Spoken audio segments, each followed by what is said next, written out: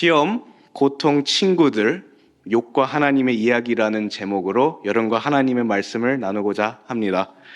2차 세계대전 이후에 활동한 일본의 작가들 중에서 아주 독보적인 그런 위치를 차지하신 분들이 두 분이 계시는데, 그 두 분은 미우라 아야코라고 잘 아시는 분과 엔도 슈사쿠라는 그런 작가들입니다. 엔도 슈사쿠는 저기 위에 계신 대로 침묵이라는 제목의 책으로 되게 유명하시고, 미우라 아야코라는 분은 여러분들이 잘 아시다시피 빙점이라는 그런 거로 되게 유명하신 걸로 여러분들 잘 아실 겁니다. 이 두 분이 굉장히 독보적인 위치를 차지하고 계신 이유가 있습니다. 다름이 아닌 이분들이 엔도 슈사쿠는 카톨릭이었고, 그리고 미우라 아야코는 개신교도였기 때문에 매우 독보적인 위치를 차지하고 있습니다. 일본은 기독교 인구가 1% 정도 되는데, 그런 나라에서 이런 두 분이 이렇게 독보적인 위치를 차지하고 있는 이유가 굉장히 저희에겐 당연합니다. 그 중에서 제가 언급한 엔도 슈사쿠의 침묵이라는 작품이 있습니다. 대략적으로 이렇습니다. 16세기에 이제 일본에 카톨릭이 들어오고, 이제 17세기에 에도 막부가 탄압을 하기 시작합니다. 카톨릭을. 이 와중에 신앙을 저버린 자들이 있었으니 그들은 다름이 아니라 예수회에서 파견된 선교사들이 저버리기 시작한 겁니다. 이런 놀라운 이야기에 대해서 예수회에서는 선교사를 파견합니다. 이 대체 무슨 일인가에 대해서 파견하고 이어지는 그 얘기가 바로 침묵이라는 그러한 작품의 내용입니다. 그런데 이렇게 묻는 겁니다. 이 선교사가, 주님, 어째서 고통 속에서 침묵하십니까? 정말 계십니까? 라고 예수의 선교사가 묻는 것입니다. 그러면서 이 작품의 이 배경이 된 나가사키에 가면 엔도 슈사쿠 문학관이 있다고 합니다.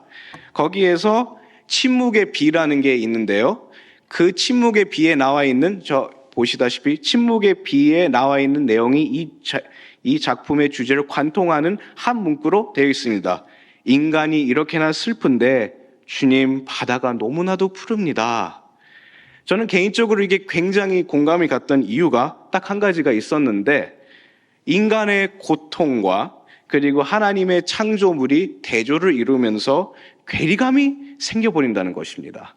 그러면서 숨겨진 크리스찬, 그래서 믿음을 숨어서 지킨 자들이 물었던 그 질문이 다시 생각이 나는 것입니다. 하나님 과연 계십니까? 침묵하고 계십니까? 과연 정의의 하나님이 맞으십니까?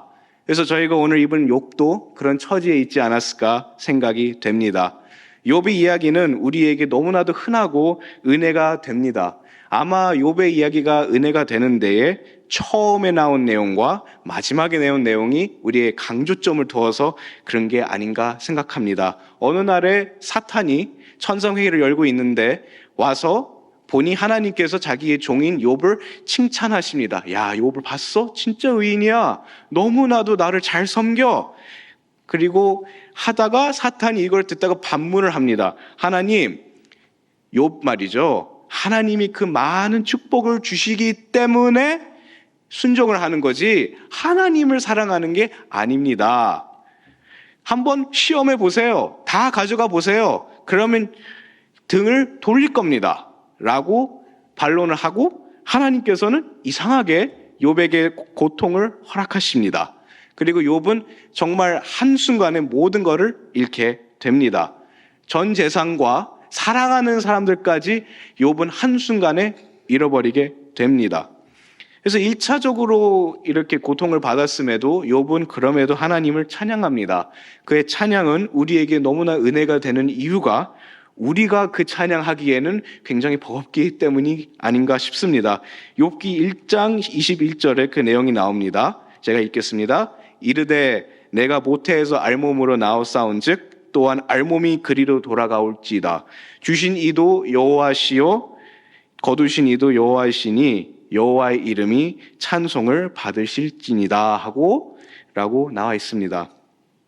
전 재산과 가족을 모두 잃었음에도 욥은 하나님에게 찬양하고 우리가 욥기를 읽을 때 그래도 시작은 좋네라는 좋은 기분으로 읽기 시작합니다. 근데 또 천상회의가 열리고 사탄이 또 반론을 합니다. 그러더니 하나님께서 그래 죽진 않지만 그래도 고통을 한번 해봐 라고 말씀하십니다.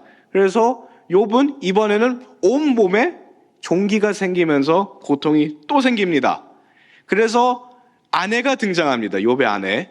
욥의 아내가 그렇게 말하죠. 차라리 하나님을 욕하고 죽어! 이렇게 함에도 욥은 꿋꿋이 버티며 믿음의 여정을 계속하게 됩니다. 물론 우리는 여기에서 욥의 아내를 욕할 수만은 없습니다. 우리의 가족이, 우리의 사랑하는 배우자가 그러한 일을 당하면 욥의 아내처럼 행동하지 않을 분은 아마 안 계실 거라고 알고 있습니다. 그리고 3장부터는 우리가 아는 그 욥의 유명한 친구들이 등장하게 됩니다. 계속 back and forth 하면서 이들은 욥과 주고받습니다. 욥의 친구들은 위로의 이름에 고통을 안겨줍니다. 그들의 기본적인 논지는 이렇습니다. 욥, 너 하나님께 잘못한 거 있으니까 이런 고통 받는 거야. 그러니까 회개해. 근데 욥의 대답도 한결같습니다. 야, 내가 그렇지 않아도 그걸 생각해 봤거든? 하나님께 혹시 내 잘못하지 않았을까? 하나님께 내가 무슨 잘못을 저질렀을까? 근데 난 모르겠어. 그러니까 말이지 난 더 모르겠어. 욥의 친구들은 이 반응에 의아해하거나 아니면 분노까지 하게 됩니다. 분명히 그들이 생각할 때는 욥은 고통받을 이유가 있기 때문에 이런 극한의 고통을 받는 건데 욥은 그것을 인정하지 않으려고 하고 도리어 자기를 변명하듯이 하는 게 보이기 때문에 이 친구들은 매우 화를 냅니다. 그리고 교만으로 비춰졌을 가능성도 높습니다. 친구들은 그렇기 때문에 욥을 계속 설득하려고 합니다. 너 잘못했잖아. 그러니까 회개를 해. 욥의 친구 중에 한 명인 소발은 11장 7절에 욥에게 크게 상처 주는 것을 저희가 볼 수 있습니다. 다 같이 읽겠습니다. 내가 하나님의 오묘함을 어찌 능히 측량하며 전능자를 어찌 능히 완전히 알겠느냐? 이 말 자체는 위화감이 없죠. 그렇죠? 매우 당연한 말이기 때문에 우리에게 위화감이 없습니다. 하나님은 전능하시고 하나님은 모든 걸 아시며 우리는 능히 그를 측량할 수가 없습니다. 그러나 소발의 말을 저희가 앞뒤 문장 문맥을 이렇게 보다 보면 질책하는 말이 많이 들어 있습니다. 그래서 요약하자면 욥에게 소발이 이런 말을 하는 것입니다. 너는 하나님을 능히 측량하지 못하면서 왜 그렇게 다 아는 것처럼 말을 해? 회개를 해? 라고 비꼬은 것입니다. 사랑하는 형제 자매 성도 여러분, 우리는 어떻습니까? 혹시 우리 고통받고 있는 지체가 있으면 이런 말을 우리가 막 고통을 받을 때 화를 내는 게 당연합니다. 왜냐하면 그 말이 당연하기 때문입니다. 우리가 상대방의 처지를 모르고 우리가 말을 하기 때문입니다. 그래서 저를 비롯한 우리 모두가 그렇게 사람들에게 상처를 주곤 합니다. 대표적인 상투고와 같은 말이 이렇습니다. 기도해 보세요. 기도하겠습니다. 하나님이 그냥 내버려 두실 거라고 생각하세요? 이러는 말로 상대방을 헤아리지 못하는 소발과 같은 모습을 우리가 혹시 하고 있지 않습니까? 당연하기 때문에 소발의 말이 이렇게나 상처가 욥에게 되는 것입니다. 우리가 그런데 이 얘기를 듣다 보면 우리는 분노를 쏟아내기도 합니다. 욥의 친구들에 대해서. 아니, 어떻게 친구의 아픔을 헤아리지 못하고 함부로 저렇게 말할까? 그런데 우리가 혹시 그런 역할을 하고 있지 않는지 한번 반문하기를 소망합니다.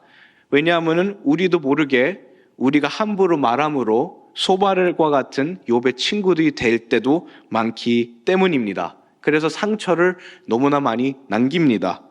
이 나열한 내용만이 아닙니다. 우리는 이렇게 상처를 주는데 정답을 제시하려고 하기 때문에 나오는 일입니다. 그래서 저도 사실 혹시 내가 상담할 때 혹시 이분이 이거를 말을 들으시면 어떻게 생각하실까? 이게 합당한 반응인가? 라고 고민을 할 때가 많은 것 같습니다. 그렇지만 그럼에도 상처를 주는 것을 제가 많이 봅니다. 그런데 우리가 당연히 알고 있어야 되는 것은 정답을 제시하는 것만이 올바른 지혜가 아닙니다. 그래서 우리가 혹시 이런 지혜가 부족을 하면 우리가 욥의 세 친구들과 같이 상처를 줄 수도 있습니다. 그렇기 때문에 무엇보다도 우리가 친구를 이해하고 그의 처지를 이해하며 그에 대한 합당한 지혜를 하나님에게 구해야 하는 것입니다. 혹 여러분들도 저도 그러한 지혜가 부족하여 욥의 친구들의 참사를 일으키지 않기를 간절히 소망합니다. 소발의 말을 듣고 근데 욥은 가만히 있지는 않았죠. 네. 16장에는 친구들한테 야 너희들 진짜 위로를 못하는구나 라고 한탄을 합니다. 그 내용이 바로 16장 2절에 나오고 있습니다.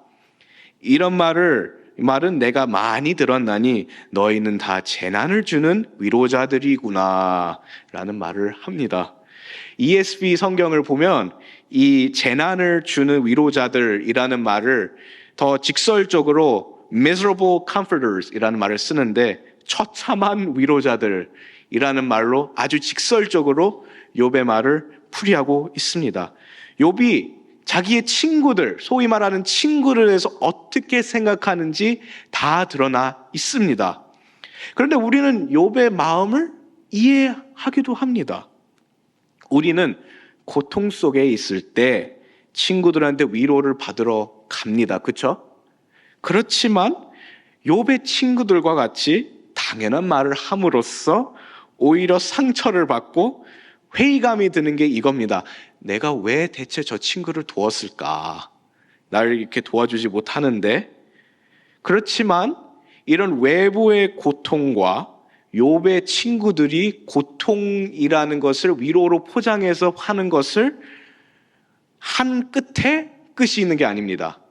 이 모든 것에 끝이 있었습니다. 드디어 욥은 모든 것을 내려놓은 채 고통도 받고 물질적인 고통뿐만 아니라 사랑하는 사람들까지 그리고 친구들이 이렇게 위로에 포장된 고통을 주는 것까지 다 하고 이제 욥은 하나님을 부릅니다.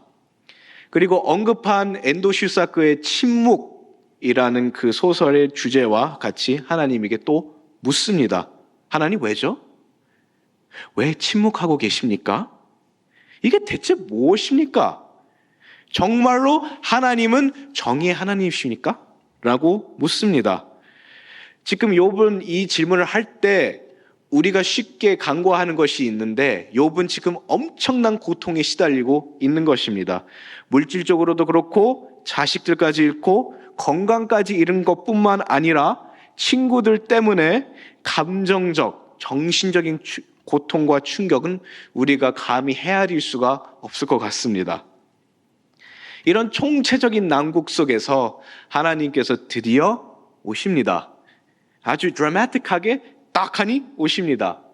그런데 하나님의 답이 참 묘합니다. 창조의 신비에 대해서 오히려 묻습니다. 욥이. 오히려 욥이 질문을 할 때 하나님은 답변을 주시는 게 아니라 오히려 욥에게 질문을 주십니다. 그 말씀은 우리에게 너무나도 잘 알려져 있는 말씀입니다. 욥기 38장 4절 말씀입니다. 읽겠습니다. 시작. 내가 땅에 기초를 놓을 때에 내가 어디 있었느냐? 내가 깨달아 알았거든 말할지니라. 하나님께서 욥의 그 질문에 질문으로 도리어 묻습니다. 욥아, 너는 그러면 내가 이 땅을 창조할 때 대체 너는 어디 있었어? 자, 욥은 답변을 듣길 원했습니다. 하나님, 내 고통의 이유가 무엇입니까? 대체 어디 계십니까? 정의로우십니까? 에 대한 정확한 답변을 원했지만 하나님은 주지 않으시고 오히려 질문을 주십니다. 그런데 이 질문을 보다 보면 답변하실 수 있나요? 말문이 딱 막히죠. 하나님께서 이런 것을 의도하고 욥도 말문이 딱 막힙니다. 나 이거 어떻게 이 질문에 대해서 답을 하지? 나는 피조물인데 내가 어떻게 이거를 답을 할까 하면서 이어갑니다. 38장과 9장을 보면 하나님께서는 이 창조의 세계의 신비에 대해서 계속해서 묻고 계십니다. 자, 그래, 창조할 때 어디 있었냐? 이 세계를 지을 때 어디 있었고, 그리고 이 바다는 얼마나 광활한지를 아니? 그래, 이 동물들 말이야. 이 동물 여기 이 동물이 다 있는데 너는 이 원칙에 대해서 잘 알고 있어? 라고 질문을 하십니다. 그리고 하나님이 이 모든 질문 끝에 이렇게 질문하시는 듯합니다. 그래, 욥아, 너는 내가 방금 말한 이 모든 것을 헤아리고 어떻게 운영되는지는 알고는 있어? 라고 하나님이 묻는 것 같습니다. 그렇기 때문에 하나님은 욥에게 이 질문에 대한 답을 못 들으십니다. 당연하죠. 절대 못 들으십니다. 그리고 욥은 40장 4절에서 5절에 이미 1차적으로 하나님의 초월하심과 크심에 겸손해집니다. 다 같이 읽겠습니다. 시작. 보소서, 나는 비천하오니 무엇이라 주께 대답하리이까? 손으로 내 입을 가릴 뿐이시로이다. 내가 한번 말하사온즉 다시는 더 대답하지 아니하겠나이다. 아멘. 그리고 나서 오늘 본문 말씀에 이제 이르게 됩니다. 오늘 본문 말씀은 하나님께서 그동안 욥의 질문에 대해서 들으시고 욥의 질문에 대해서 또한 답하시고 질문으로, 그러면서 이제 마지막 부분에 해당하는 게 바로 오늘 9절 말씀입니다. 자, 하나님께 욥은 불평한 게 딱 두 가지가 있었습니다. 하나는 하나님 왜 침묵하십니까? 그거랑 두 번째로는 정말로 정의의 하나님이 맞으십니까? 저는 잘못이 없는데 하나님께서 이 고통을 주시는데 정말로 그런 정의의 하나님이 맞으십니까? 에 대한 두 가지 점이었지만 그에 대해서 하나님께서 오늘 말씀에 욥에게 한번 도전을 주십니다. 오히려 이렇게 도전을 주신 것 같습니다. 그래, 욥아, 내가 그렇게 생각하고 확신하는 인과응보적인 정의를 내 대신해서 한번 행해 보겠어? 세상을 한번 다스려 보겠어? 라고 오히려 도전을 주십니다. 그래, 욥아, 네가 생각하는 나의 정의는 인과응보적인 거라면 그렇게 한번 세상을 다스려 볼래? 라고 오히려 도전장을 주십니다. 여러분들은 어떻습니까? 그 도전장에 어떻게 답하실 수 있습니까? 답을 못 하시죠? 저도 못 합니다. 네.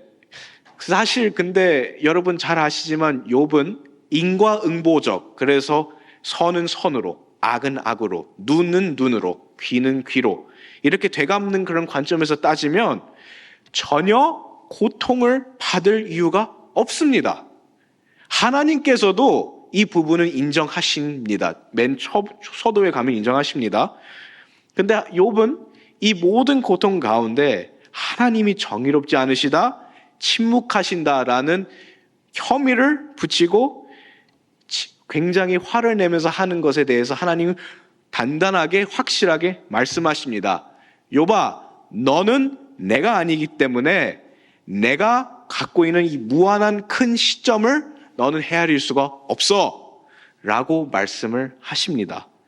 우리는 살면서 고통을 받을 때가 참 많습니다. 저도 많습니다. 그렇지만 욥처럼 질문할 때도 참 많은 것 같습니다. 내가 잘못했나? 대체 내가 왜 고통을 받았을까?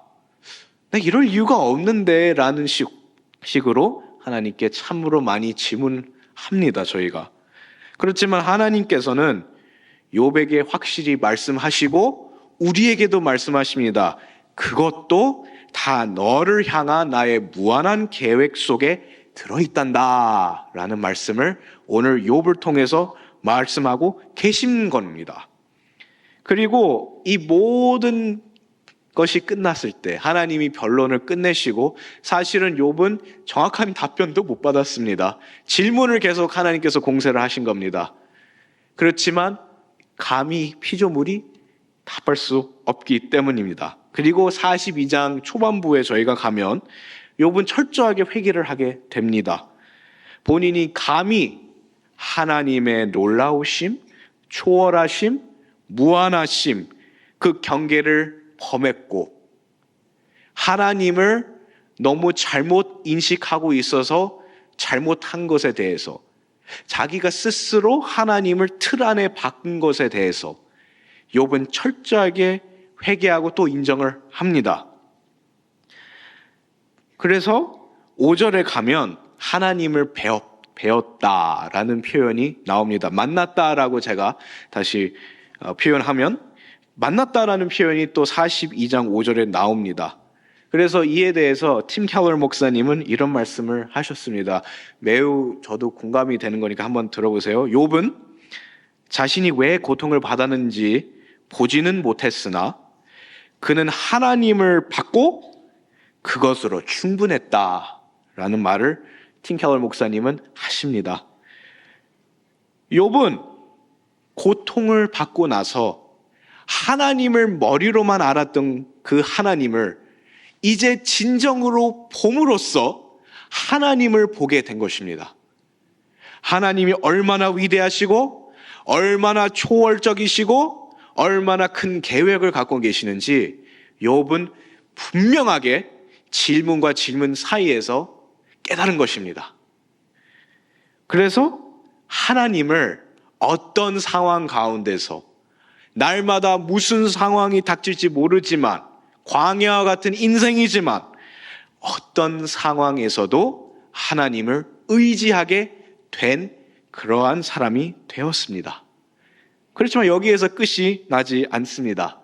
이제 42장 넘어가면 에필로그가 나오기 시작하는데 매우 단순하게 되어 있어요. 근데 하나님께서는 이제 씨름한 욥을 극찬하십니다. 그러면서 친구들한테 가서 너희들이 잘못한 거야. 너희들 욥 대단한 사람이야. 너희들은 나를 잘못 알고 이해했지만 욥은 나를 알았어. 라고 하면서 회개하러 가. 할 때 이제 새 친구들을 회복시켜 주고 하나님께서, 그리고 고통 이전에 재산을 2배로 늘려주십니다. 그런 선물을 주십니다. 우리가 여기서 알 수 있는 것은 단지 선물만이 아닙니다. 하나님께서는 욥이 인간이기 때문에 완벽하지는 않습니다. 우리 모두가 완벽하지 않습니다만 이 모든 관정과 고뇌를 하나님 자신에게 풀고 씨름한 것을 하나님께서 너무나도 좋아하시고 칭찬하셨다는 것입니다. 우리에게 시사하는 바가 큽니다. 우리가 고통 속에 있을 때, 욥과 같이 고난과 고통 속에 있을 때에 하나님께서 우리 또한 그 안에 들어가서 하나님과 씨름하시기를 소망하십니다. 그렇기 때문에 여러분, 저와 여러분도 그러한 고통에 대해서 부끄러워하는 게 아니고 자학하는 게 아니라 하나님 앞에 푸시기를 소망합니다. 물론 이런 것도 사실 물질적인 복이 맞습니다. 그렇죠? 2배로 이렇게 선물을 주시고. 근데 욥은 진짜 복을 누렸습니다. 그게 무엇이냐? 하나님을 알므로, 진짜로 하나님을 알므로 하나님을 의지하고 그리고 하나님을 더 누릴 수 있는 이 귀한 축복을 욥은 너무나도 잘 누린 것입니다. 그래서 하나님의 그 알을 통해서 욥은 하나님을 의지하게 되었고 이제 재산 2배 늘리고 자식 회복하면서 욥기는 해피엔딩으로 맞춰집니다. 말씀을 맺겠습니다. 앞서 서두에 언급한 엔도 슈사크 기억하시죠? 엔도 슈사크의 침묵비라는 그런 말이 있는데 이 말 기억하시죠? 인간이 이렇게 슬픈데 주님 바다 너무나도 푸릅니다. 이거를 좀 비틀면 신정론적인 질문을 다음과 같이 만들 수 있습니다. 인간이 이렇게 슬픈데 주여 바다가 왜 이렇게 푸릅니까? 라고 비틀어서 만들 수가 있습니다. 이 질문에 대해서 하나님께서는 욥을 통해서도 말씀해 주십니다. 얘야, 바다가 푸른 것도 인간이 그렇게나 슬픈 것도 다 내 뜻 안에 있단다. 그것은 너희들이 헤아릴 수가 없으니 나를 의지하고 따르지 않겠어?